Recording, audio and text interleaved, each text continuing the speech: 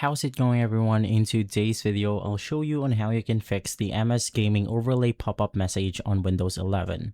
So when you encounter this problem, all you have to do is to navigate through the registry editor.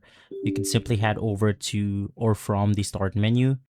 And inside this page, you want to navigate through the H key current user. You want to click on this drop-down menu so it will open up this folders right here.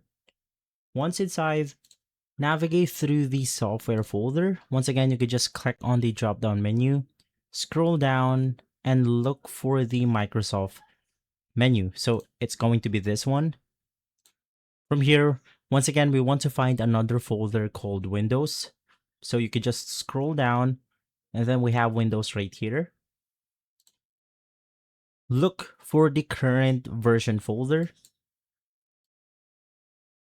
So in my case, it's going to be somewhere right here.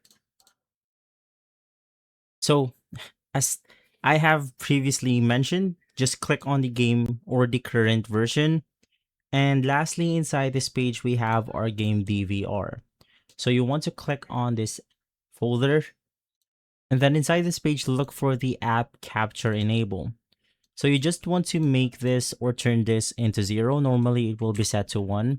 You want to change this to 0, click on OK, and then basically from there you are good to go.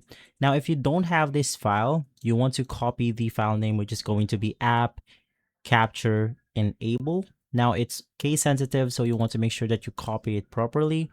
You want to click on the new option right here, select key, and then you will be able to create your own file.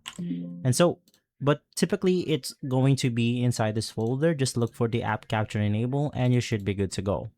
If this video has been helpful, leave a like, subscribe, and follow us for more videos like this. Thanks for watching.